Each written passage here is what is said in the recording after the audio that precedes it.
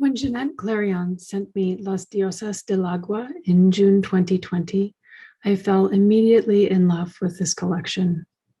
The gravity of the parallel Jeannette draws between the destruction of the female body in Aztec mythology and the present-day epidemic of femicides in Mexico was too arresting to resist. Poetry is always, as Wordsworth conceived it, and as Jeannette reminded me, emotion recovered in tranquility. Many years have passed since I visited Mexico for the first time with my parents and grandparents who had come from Scotland to visit our new home in Texas.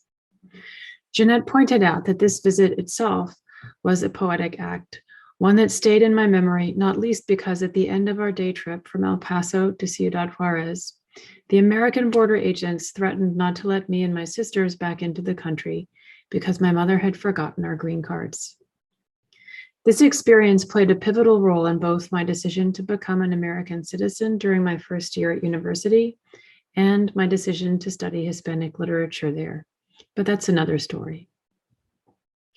I remember Ciudad Juarez in the early 80s as a quiet, colorful town of about 500,000 people.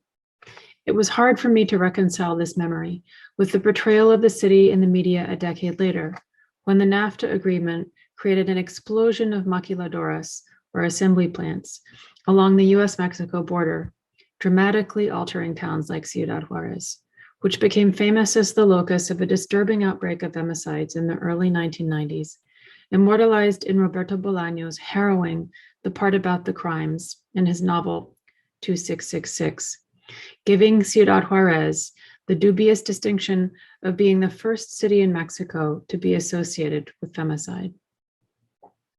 Although the femicide rate in Ciudad Juarez has fallen over the years, the plague has spread throughout the nation. The national rate of femicides peaked at 10 per day in 2019, and these are just the reported cases. What gives rise to the concept of the female body as disposable? Is it a deep-seated resentment of the female body's power to create? That the males of the species can never truly know whether they've played a role in creation or not, modern era DNA testing notwithstanding? This must not be a new phenomenon because the destruction of the female body has been going on for thousands of years all around the globe.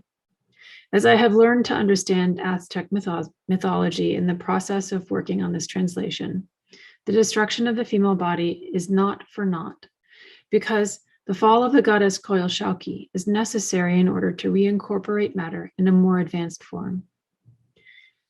Thanks to the extended quarantine of the pandemic year, I was able to spend the summer of 2020 and part of the fall translating Las Diosas del Agua, while Jeannette continued refining it in Spanish, working extensively with Antonio Gamoneda.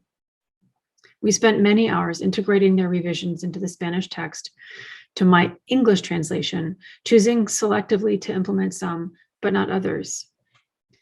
The idea to publish the original and the translation en face was suggested by Tony Fraser, the editor of Shearsman Books. This caused us some consternation because at times the English translation departs from the Spanish text. Jeannette and I revised these points of departure and eventually agreed that in some cases, the original words sounded better in English, although the revision sounded better in Spanish, hence some deviations. It is common practice in contemporary translation to leave place and character names in the original, and we also decided to leave the Nahuatl words as they appear in the original, while including a glossary at the end to illuminate some of the important cultural aspects of these words and concepts, in keeping with the pre-Hispanic numerals, which are an important part of aesthetics of this book. 52 numbers equivalent to the number of years in each era or sun. I'd like to thank Jeannette for her boundless patience instructing me in the specifics of Aztec cosmogony and culture, for her knowledge and her deep respect of her country's cultural heritage, which is inspiring. I'm also grateful to the editors of World Poetry Books in the United States and Shearsman Books in the United Kingdom for appreciating the beauty and the gravity of this collection. And now I'm going to read to you from The Goddesses of Water, Section 3, which is 52 fragments. That's the book. And I'm just going to read in Spanish first, and then I'll read the Same tercet in English.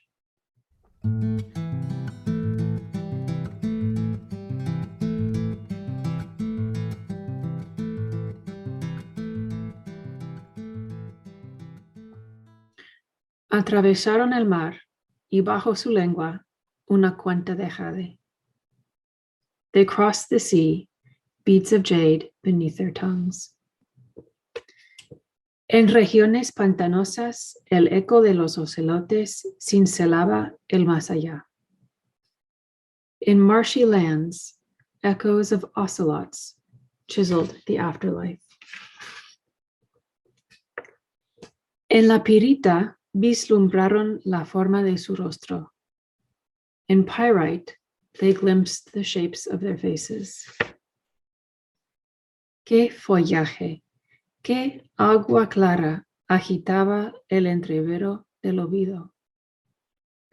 What foliage, what pure water stirred the confusion of oblivion. Y en pedazos caían las faces de la luna. The phases of the moon fell, broken into pieces. Al aroma de su cuerpo se inclinan las vainas del algarrobo. The pods of the locust tree leaned toward the aroma of their bodies. Las huellas del jaguar motearon su semilla. The tracks of the jaguar splattered the seeds. El añil del alba concedió su vacío a los párpados del mar. The indigo dawn poured its emptiness on the eyelids of the sea.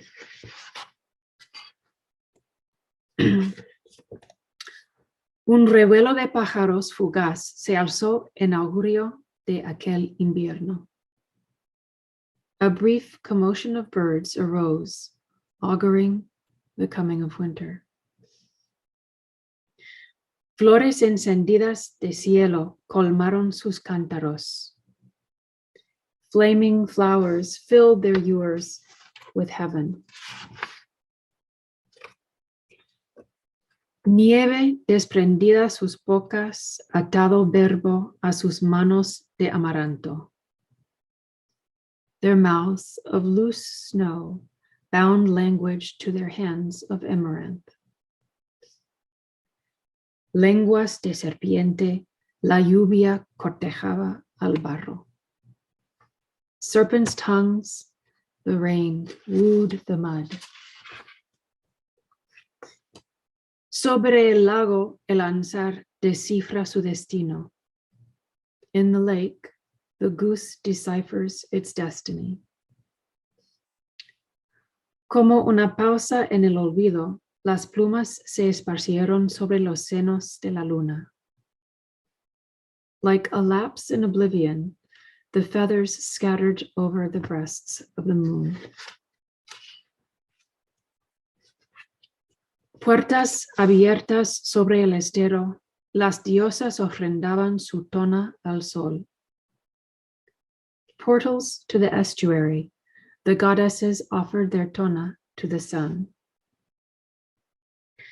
El canto plateado del caracol surca el venero de su concha. The silver thread of the snail plowed the seam of their song. Corría el año 13 pedernal. Por la mañana los teponatzles acompañaron los cantos de Axacacatzin. It was the year 13 pedernal. In the morning, the teponatzles accompanied Axacayacatzin's songs. Las flamas de alas de Quetzal desdibujaron el rostro del dios. The flames, Quetzal wings, multiplied the gods' faces. Y el viento empezó a rugir como un olmo hueco, y ese día el silencio agrietó la tierra. And the wind began to roar like a hollow elm, and that day silence sundered the earth. Thank you.